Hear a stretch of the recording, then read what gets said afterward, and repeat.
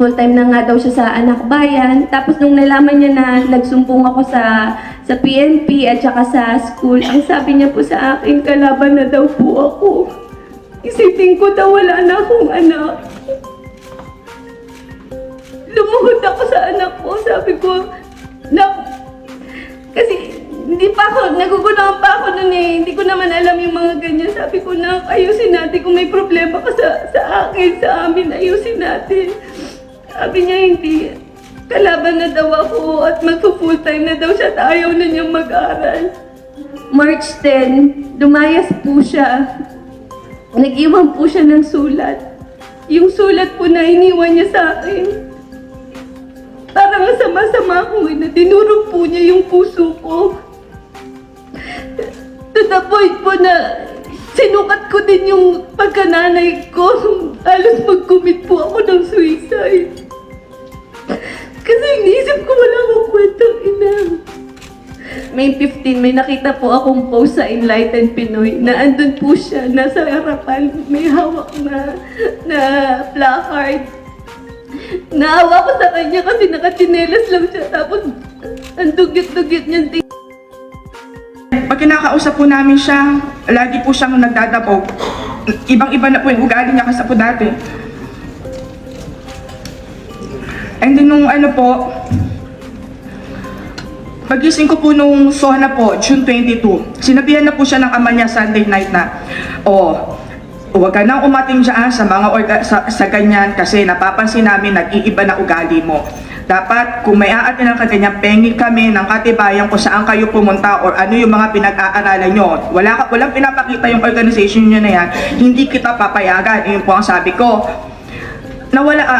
Pagising ko po ng 22, SONA po yun, madaling araw po yun, cancel po ang pasok sa Quezon City. Pagtingin ko pa sa higaan niya, wala na po siya. Nandoon po ako sa SONA. Nandoon po ako, kita ko po kung ano po yung ginagawa ko, yung nandoon yung mga nagrarally. Sabi ko, hindi ito eh. Hanggang sa nakita ko po sa gilid yung anak ko, dito po sa may gilid, malapit po sa UNTV na van. Andiyan po yung mga kasamahan niya, mga nakakulay red na mga anak bayan. Bigla ko pong hinila yung anak ko. Yung anak ko po, nagpupumiglas pa po siya eh. Tahimik po siya. Ang hirap po namin siyang convince na sumama po sa amin. Ang dami po namin masasakit na mga salita na mga pagmumura na ibinigay niya po sa amin.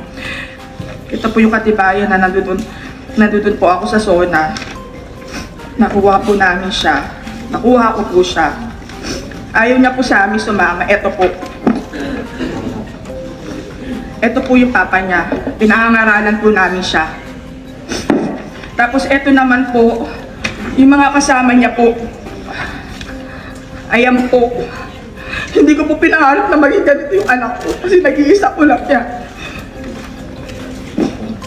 October 22 ng gabi, naligo siya ng maaga.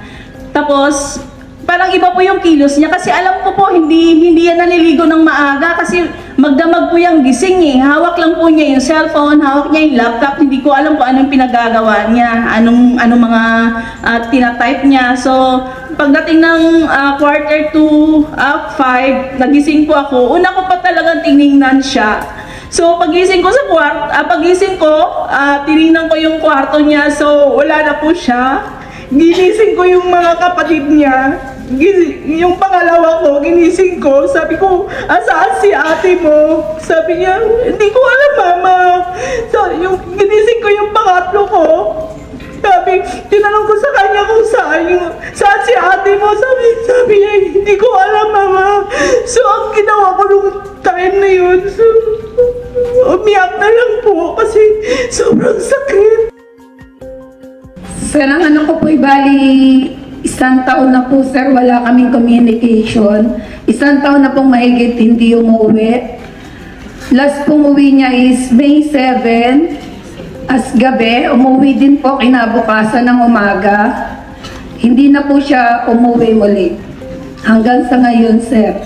Wala rin po kaming communication kahit chat or text or ano man lang. Sa probinsya po kami.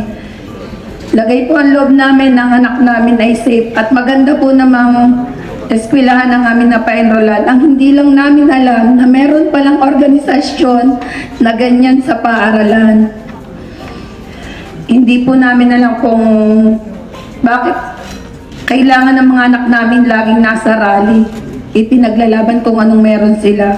Pero wala po yun sa aming pagpapalaki. Hindi po namin pinalaki ng gano'n ng ano. Hanggang sa SONA ng 2018, SONA, nawala na naman siya. Sabi niya, papasok siya. 1 week na naman siyang nawala. Naghagilap na naman ako kung saan ako naghagilap. Lahat ng mga kaibigan niya ayaw sumagot sa akin. Tinext ko yung Dayan Rala. Ayaw niya sumagot. Inano ko ang nanay niya. PUP din po yon. Yung nanay niya ang sumagot. Ang sabi daw, makikita ko daw ang anak ko sa Gab Hall, Gabriela Silang Hall. Nandoon ko nakita ang anak ko, kompleto sila. May lutuan, may higaan, may electric pad. Doon nag-i-stay ang anak ko. Imagine mo, wala na po sa PUP anak ko. Nandoon pa siya nag-i-stay. Doon sila natutulog. Tapos nakita ko, lumuhod po ako sa harap niya. Sabi ko, huwag ka na sige, papayagan na kita. Mag-rally-rally. Kasi kala ko rally lang talagang anak bayan na yan. Sige, sabi ko, lumuhod ako, mag-aral ka lang. Papayagan na kita dyan sa pinaglalaban mo kung ano may pinaglalaban mo. At ayun, ayaw pa rin yan sumama sa akin talagang. Sabi ko, sino ba ang leader nyo dito? Well, ayaw nila magsagot. Ang dami na doon. Kasama nga po yung anak ni Ma'am Antoniana na doon pa. Hindi pa nawawala si Tricia.